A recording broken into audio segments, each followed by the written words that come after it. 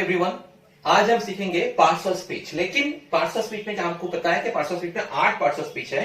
Noun, pronoun, adjective, verb, adverb, preposition, conjunction and interjection. लेकिन आज हम दो ही पार्ट्स ऑफ स्पीच पर थोड़ा हाईलाइट करेंगे, एक है एडजेक्टिव और एक है एडवर्ब।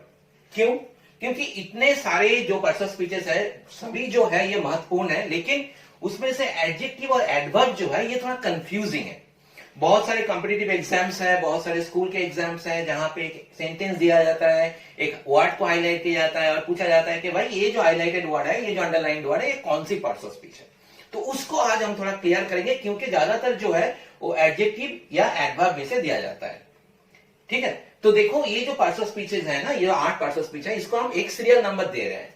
नाउन, जैसे नाउन को ये है 1, प्रोनाउन हो गया 2, एडजेक्टिव हो गया 3, verb 4, adverb 5, preposition 6, interjection 7 and conjunction 7 and interjection 8. Okay, अभी हम क्या कर रहे हैं, हम कुछ वर्ड्स, ऐसे जो वर्ड्स हैं हम लिख रहे हैं। वर्ड्स को देखो,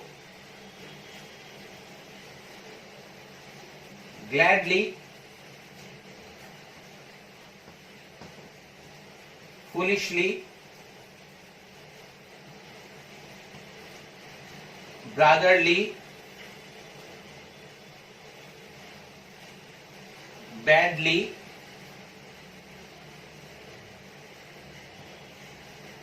nicely। ओके, तो ये जो वर्ड्स है इसके पीछे एल वाई है, तो हम ये सोचते हैं कि भाई जिन जिन वर्ड्स के पीछे एल वाई होते हैं वो एडवर्ब होते हैं, लेकिन हर टाइम में ये सही नहीं है। यहां से एक वर्ड ले लो, फुलिशली ले लो। ये फुलिश क्या है? ये फुलिश जो है, ये फुलिश वर्ड एक एडजेक्टिव है। लेकिन अभी तो प्रश्न आएगा, क्वेश्चन आएगा कि भाई ये फुलिश जो है ये एडजेक्टिव है, क्यों? ये एडजेक्टिव क्यों है? हमको कैसे पता चलेगा कि ये एक एडजेक्टिव है? तो देखो, फुलिश के अगर हम वेरी लिखेंगे ना, तो इसका एक मतलब निकलेगा, वेरी फुलिश। ओके, और अगर हम फुलिश का जो डिग्रीज जो है उसको हम चेंज करेंगे तो फुलिश हो जाएगा मोर फुलिश एंड मोस्ट फुलिश। तो एडजेक्टिव को पहचानने का ये दो तरीका है। एक, एडजेक्टिव के आगे तुम वेरी लगा दो, अगर कोई मतलब निकलेगा तो एडजेक्टिव, उस वर्ड के आगे वेरी लगा दो, अगर कोई मतलब निकलेगा तो एक एडजेक्टिव है। उसके बाद देखो तुम उसका जो चेंजेस जो है, पॉजिटिव, कॉम्पिटिटिव, सुपरलेटिव, वो हो रहा है या नहीं हो रहा है? हो रहा है। फुलिश का है मोर फुलिश एंड मोस्ट फुलिश। तो ये जो फुलिश जो वर्ड है इसको हम यहां से हम बार वेरी को थोड़ा हटा देते हैं। ठीक है, फुलिश को ले लो, फुलिशली। तो ये फुलिश एक एडजेक्टिव है। और एल वाई जो है, देखो एल वाई में कितने अल्फाबेट है? 2 अल्फाबेट है। तो यहां पे फुलिश एडजेक्टिव का सीरियल नंबर क्या है? 3 है। तो 5 में 3 लिखो, क्योंकि सीरियल एडजेक्टिव 3 है। और कितने अल्फाबेट है यहां पे? एल वाई में 2 है। तो 3 + 2 क्या हो गया? 5। अभी देखना है कि इस 5 यहां पे 5 को क्या, कौन सा जो यहां से जो पार्ट्स ऑफ स्पीच है, ये कौन सा एडजेक्टिव यहां पे 5 में है? यहां पे एडवर्ब है। क्लियर? तो 5 यहां पे है, यहां पे 5 एडवर्ब है। तो फुलिशली क्या हो गया? ये एक एडवर्ब है। क्लियर? तो हम कंफ्यूज नहीं होंगे। तो उसके बाद देख लो, ये इस वर्ड को ले लो, ब्रदरली। ब्रदर जो है ये नाउन है, इसके लिए कोई एक्सप्लेनेशन जरूरी नहीं है। ब्रदर जो है ये नाउन है। तो नाउन का सीरियल नंबर क्या है? 1 है। तो इधर देखो, 1, हम नाउन के लिए, ब्रदर के लिए यहां पे हम 1 लिख रहे हैं। और एलवाई में कितने अल्फाबेट है? 2 है। तो 1 + 2 हो गया 3। और यहां पे जो 3 है, यहां पे 3 कौन सी एडजेक्टिव है? Sorry, serial parts of speech जो है ये एडजेक्टिव है, 3 में एडजेक्टिव है। तो ये जो ब्रदरली वर्ड है ये हो गया एडजेक्टिव। क्लियर? तो इसको हम ऐसे पहचानेंगे। लेकिन और एक चीज बहुत जरूरी है सीखने के लिए, वो है डिटरमिनर्स। हम डिटरमिनर्स में ना बहुत कंफ्यूज हो जाते हैं। डिटरमिनर्स, क्योंकि डिटरमिनर्स क्या है? डिटरमिनर्स देखो हम यहां पे लिख रहे हैं डिटरमिनर्स। डिटरमिनर्स समझ लो कि डिटरमिनर्स एक डिश है जिसको हम खाते हैं। हम खाते नहीं है, हम लिखते हैं, जानते हैं। डिटरमिनर्स में अगर हम कुछ चीज बनाते हैं, कुछ खाना बनाते हैं, तो उसमें हम बहुत सारे इंग्रेडिएंट्स डालते हैं। ठीक है, तो बन जाता है खाना। तो डिटर्मिनर्स में इसको हम कैसे याद रखेंगे, इसमें 5 इंग्रेडिएंट्स है जो बहुत इंपॉर्टेंट है, और वही 5 जो इंग्रेडिएंट्स है वही डिटर्मिनर्स है। उसको हम ऐसे याद रखेंगे, A D N P and Q. Okay, तो क्या हुआ, ए हो गया आर्टिकल, 2 हो गया, ए आर्टिकल तो आपको पता ही है, ए एंड द, ये डिटर्मिनर्स है, आर्टिकल है। और उसके बाद डी फॉर डेमोन्स्ट्रेटिव, डेमोन्स्ट्रेटिव जो कुछ डेमोन्स्ट्रेट करता है, दिखाता है, जैसे दिस, दैट, दीज, दोज, ये सब। उसके बाद इन फॉर हो गया न्यूमेरल्स, अंकों, न्यूमेरल्स, जैसे 1 2 3 4 ऐसे। उसके बाद क्या है, पी, पी फॉर पॉसेसिव, अधिकार। ओके, पॉसेसिव वर्ड्स, जैसे हिज, माई, हार, ऐसा जो वर्ड कुछ अधिकार जो है उसके बारे में बोलते हैं, उसका हम बोलते हैं पॉजिटिव वर्ड्स। और लास्ट में हो गया क्यू, इसका मतलब है क्वांटिफायर, कितने, परिमाण दिखाते हैं, क्वांटिफायर, जैसे मेनी, मच, मोर, लिटिल, ये हो गया क्वांटिफायर। क्लियर? तो डिटर्मिनर्स में से ये 5 जो है, आर्टिकल है, डेमोन्स्ट्रेटिव वर्ड्स है, न्यूमेरल्स है, पॉजिटिव वर्ड्स है और क्वांटिफायर्स है।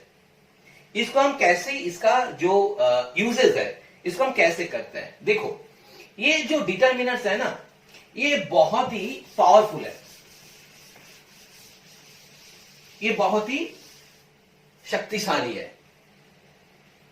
ठीक है, तो वो क्या करता है, अच्छे भी है और शक्तिशाली भी है। तो डिटर्मिनर्स क्या करता है, वो अगर किसी को लेता है ना पहले, तो सबसे जो कमजोर है उसको लेता है। देखो मैं एक एग्जांपल दे रहा हूं, द एक डिटर्मिनर है। ओके, ये तो क्लियर हो गया।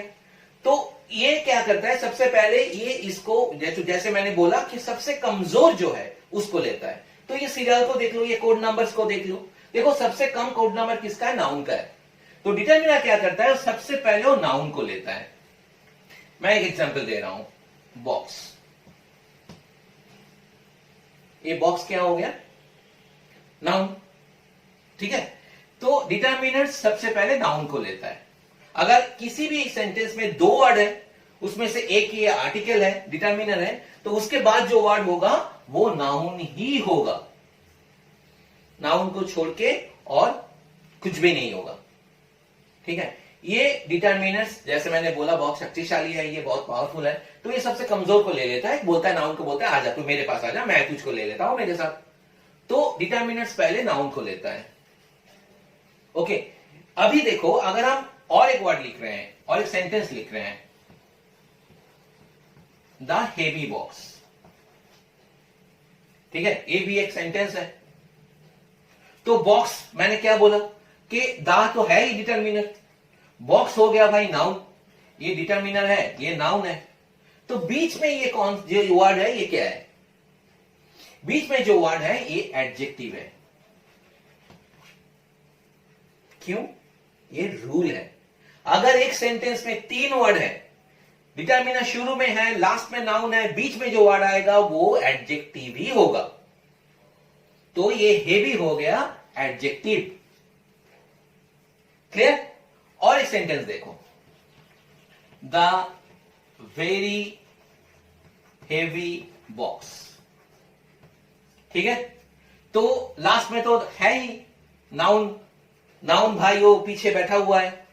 उसके बाद मैंने बोल दिया ये नाउन था, ये हो गया एडजेक्टिव। और ये जो है ना, ये है एडवर्ब, और ये तो है ही डिटर्मिनर, जो मैंने बोला था जैसे। तो कंस्ट्रक्शन को थोड़ा देखो, सबसे पहले डिटर्मिनर है, लास्ट में नाउन है, जो मैंने पहले सेंटेंस में दिखाया था। उसके बाद सेकंड सेंटेंस में देखो बीच में क्या आ गया, बीच में एडजेक्टिव आ गया, बोला कि भाई मैं हूं यहाँ पे, मुझे भी ले ले, तो हो गया एडजेक्टिव ये सेंटेंस द हेवी बॉक्स। इसको हम क्या कर रहे हैं, इसको हम थोड़ा और जोर दे रहे हैं, हम बॉक्स के बारे में थोड़ा ज्यादा बोल रहे हैं, तो हमने लिख रहे हैं यहाँ पे द हेवी बॉक्स। तो ये वेरी हो गया एडवर्ब। तो कंस्ट्रक्शन कैसे होता है, पहले डिटर्मिनर होता है, उसके बाद एडवर्ब, उसके बाद एडजेक्टिव, उसके बाद नाउन, अगर वो सेंटेंस में 4 वर्ड है तो अगर ये क्वेश्चन आएगा स्कूल में या कोई कॉम्पिटिटिव एग्जाम में, मेडिकल एग्जाम या कोई भी कॉम्पिटिटिव एग्जाम में, तो हम उसको बहुत जल्द से हम उसको बोल सकेंगे कि भाई ये एडजेक्टिव है, ये एडवर्ब है। तो जैसे मैंने बोला था, जैसे मैंने लिखा था कि देखो ये जो एडीएनपीक्यू याद है ना, एडीएनपीक्यू आर्टिकल, फिर डेमोन्स्ट्रेटिव, फिर न्यूमेरल्स, फिर पॉजिटिव और लास्ट में क्वांटिफायर्स। तो अगर हम इसको यूज करेंगे तो ऐसे यूज करेंगे, जैसे हम इसको देखो यहां पे हम दा लिख रहे हैं, मैंने बोला था कि आर्टिकल्स में यहां दी है, सबको पता है, तो दा बॉक्स मैंने लिखा, इसको हम डेमोन्स्ट्रेटिव में लिखेंगे, क्या लिखेंगे, दैट बॉक्स।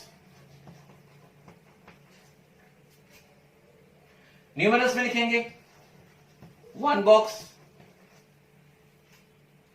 पॉजिटिव में लिखेंगे माई बॉक्स, क्वांटिफायर्स में लिखेंगे मेनी बॉक्सेस।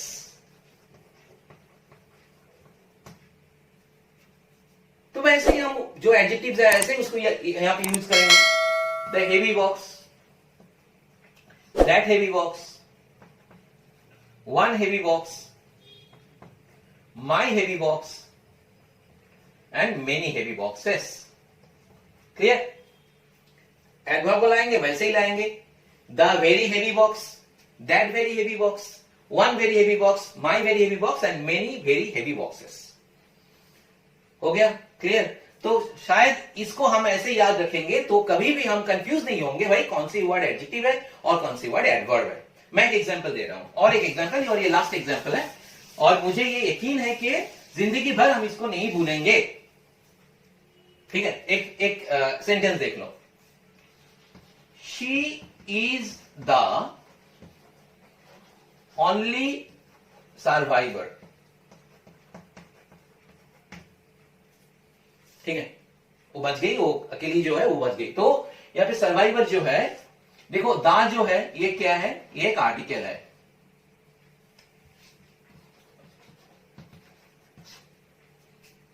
आर्टिकल तो है लेकिन कहां से है, डिटर्मिनर से है, डिटर्मिनर्स फैमिली से है। ठीक है, चलो डिटर्मिनर से है, कोई बात नहीं है। तो ये जो हो गया ना, तो मैंने क्या बोला था, अगर एक सेंटेंस में 3 वर्ड है, डिटर्मिनर के बाद अगर जो वर्ड होगा जो लेफ्ट हैंड साइड में होगा वो होगा एडजेक्टिव, और लास्ट में क्या होगा, नाउन। मैंने तो बोला ही था कि 2 वर्ड है तो एक डिटर्मिनर एक नाउन, 3 वर्ड है तो एक डिटर्मिनर एक एडजेक्टिव और एक नाउन, 4 वर्ड है डिटर्मिनर एडवर्ब एडजेक्टिव नाउन। हो गया ये कंस्ट्रक्शन। तो ये ओनली जो वर्ड है ना, ये ओनली वर्ड हो गया एडजेक्टिव। क्लियर? तो मैं तो ये सोचता हूं कि भाई इसके बाद अगर ऐसा एग्जाम आएगा, अगर हम क्वेश्चन पेपर में ऐसे देखेंगे हाईलाइटेड वर्ड्स है, अंडरलाइंड वर्ड्स है, तो हम बहुत आसानी से ये कह सकेंगे कि कौन सी वर्ड जो है ये कौन सी एडजेक्टिव है और कौन सी एडवर्ब है। ठीक है, तो आज इतना ही। अगर ये एक्सप्लेनेशन ठीक ठाक लगे तो कृपया थोड़ा सब्सक्राइब कर देना। बाय।